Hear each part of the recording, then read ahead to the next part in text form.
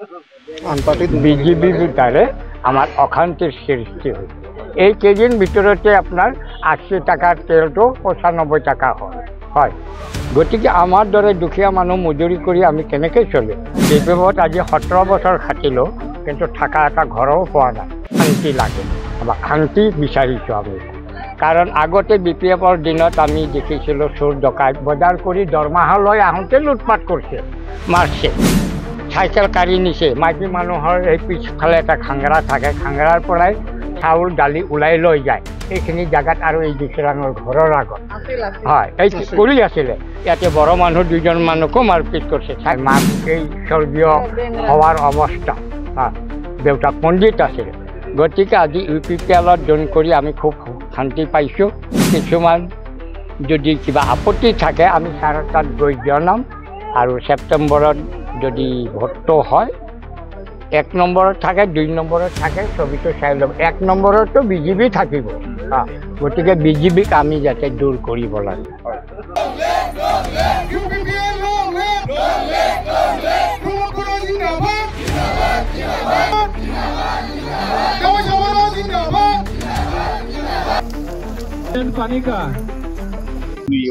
যোগদান কৰিলে হয়, আমাৰ কথা হ'ল কি, আমাৰ এখন গাঁও দুখীয়া দৰিদ্ৰ।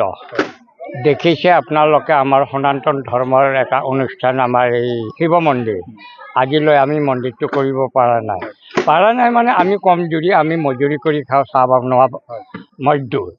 গতিকে সপ্তাহত আমি 1200 বা 1100 টকা পাওঁ। আনফালৰ পৰা বিজেপি চৰকাৰে চাউলৰ দামটো বঢ়াই দিছে, তেলৰ দাম বঢ়াই দিছে, এতিয়া 200 টকা লিটাৰ। আমি কেনেকৈ চলিম? আনফালৰ পৰা নাতি নুতিক আমি পঢ়াব লাগে। আমাৰ ইয়াতে বিধৱা বহুত।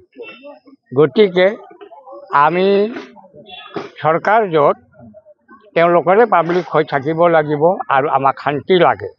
শান্তি ভাৱেৰে যদি আমি যাওঁ, আজি UPPL চৰকাৰে ধৰ আমাৰ দাবৈচা বৰক দূৰৰ মানুহ নহয়, ওচৰৰ। আজি আমাৰ যিটো BTC চিফ প্ৰমোদ বড়ো ডাঙৰীয়া, তেওঁ আমাৰ লোকেল মানুহে। গতিকে আমি ভাল পাইছোঁ।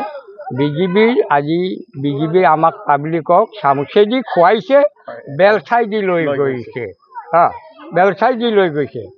আনকি আমি ল'ৰা ছোৱালী নাতি নুতি স্কুলত পঢ়াওঁ, আমি একো সুবিধা পোৱা নাই। তেওঁলোকে চান্দাটো হ'লে আমাৰ পৰা আজি 200 লাগে বুলি 200 দিবই লাগিব। কিন্তু 200 টকা তেনেকুৱা ছাৰ আমাৰ মজুত নাথাকে। আমি কাৰো পৰা ধাৰ কৰি আনো, তেনেকুৱা মজুৰি কৰি খাৱাই মানুহৰ পৰা।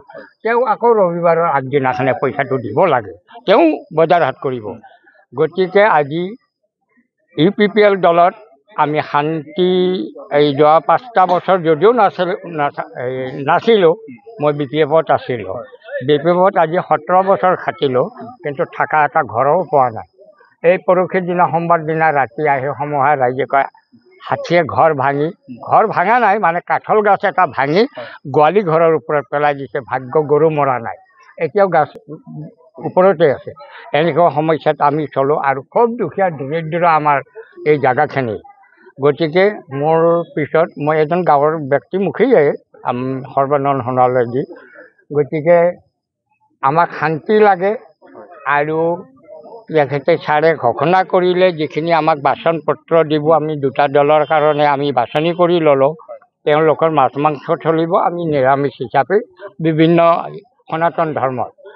গতিকে আমি খুব শান্তি পালোঁ। এই শান্তি লাগে। আৰু মোৰ পিছৰ পাব্লিকবিলাককো মই অনুৰোধ কৰিছোঁ যে দাবৈচা বৰক আমি যদি ব্যায়ামৰ পৰা MLA কৰিব পাৰোঁ। আৰু নিয়াচন আমাৰ মাজতেই ডেপুটি স্পীকাৰ আছিলে, তেওঁ আমাৰ মাজত আহি গ'ল। যেতিয়া ৰাজা আহি গ'ল, প্ৰজা আহিবই লাগিব। তেখেতৰ লগত 5 বছৰ চলিলোঁ, ৰাতিৰামৰ লগত কিমান বছৰ চলিলোঁ, কিন্তু আজিলৈ এটা থকা ঘৰ, চৰকাৰী অনুষ্ঠান পোৱা নাই। মোৰ বয়স 72 বছৰ, বাঁহৰ ঘৰৰ তলত আছোঁ। একদিনে 1 ঢাকা মাৰিলে ঘৰ ভাঙি যায়। গতিকে বহুত সমস্যাত আছোঁ। আৰু আনফালৰ পৰা আমি এইখিনি জেগাত এনে সাধাৰণ হিচাপে চান্দা আমি 1000 টকা কৰি উঠাই আজি 22 চনৰ পৰা আমি গণেশ পূজা কৰোঁ। গতিকে আপোনালোকক সুবিচাৰ এটা নিমন্ত্ৰণ থাকিল, যাতে 28 তাৰিখে আপোনালোকে ইয়াতে নিশ্চয় এপাক দেখা দিয়ে, সেইটোও মই অনুৰোধ কৰিলোঁ। আৰু আমাৰ বিভিন্ন সমস্যাখিনিও যাতে আপোনালোকে লাহে লাহে দূৰ কৰে। আমাৰ মন্দিৰটো হয়, কোনোবাই হয়তো অৰুণোদয় পোৱা নাই, নোপোৱা ব্যক্তিবিলাকে পাইছে, যাৰ নেকি চাকৰি বাকৰি আছে, ইনকাম আছে, এইবিলাক বিধৱা মানুহ, এইবিলাক হাজিৰা মজুৰি কৰি খায়। গতিকে এইবিলাকক লাগে। আমি আজি আছে কালি গুচি যাম, কিন্তু ভৱিষ্যতৰ কাৰণে আমাৰ ল'ৰা ছোৱালী বা গাঁওখন বা আমাৰ দেশখন শান্তি লাগে। আমাক শান্তি বিচাৰিছোঁ আমি। কাৰণ আগতে BPFৰ দিনত আমি দেখিছিলোঁ চোৰ ডকাইত বজাৰ কৰি দৰমহা লৈ আহোঁতে লুটপাট কৰিছে, মাৰছে, চাইকেল কাঢ়ি নিছে। মাইকী মানুহৰ এই পিছফালে এটা খাংৰা থাকে, খাংৰাৰ পৰাই চাউল দালি ওলাই লৈ যায়। এইখিনি জেগাত আৰু এই দিচিৰাঙৰ ঘৰৰ আগত হয় এই কৰি আছিলে। ইয়াতে বড়ো মানুহ দুজনমানকো মাৰপিট কৰিছে, চাইকেল টাইকেল ভাল দিছিলোঁ। গতিকে আজি আপোনালোকৰ আগত আমি কি এক ঘোচা দিলে আমি বাগৰি পৰিম? হয়, এজন খুজি মাগি খাই বেঙেৰা মানুহ, সেই হাজিৰা মজুৰি কৰি আহিছে, খোজ কাঢ়িব নোৱাৰে। তাক ল'ৰা দুইজনে চিগাৰেট খাই আহি বাইকে দি এনেকৈ চিগাৰেটটো জুই লগাই দিলে, 500 টকা পকেটত আছিল, খুজি লৈ গ'ল। অৰ্থাৎ বাপেক নাই, মাক এই স্বৰ্গীয় হোৱাৰ অৱস্থা। দেউতাক পণ্ডিত আছিলে। গতিকে আজি UPPLত জইন কৰি আমি খুব শান্তি পাইছোঁ। আৰু আমাৰ কিছুমান যদি কিবা আপত্তি থাকে আমি ছাৰৰ তাত গৈ জনাম। আৰু ছেপ্টেম্বৰত যদি ভোটটো হয়, 1 নম্বৰত থাকে, 2 নম্বৰত থাকে, ছবিটো চাই ল'ব। 1 নম্বৰতো BJP থাকিব। গতিকে BJPক আমি যাতে দূৰ কৰিব লাগে। BJPৰ দ্বাৰা আমাৰ অশান্তিৰ সৃষ্টি হৈছে।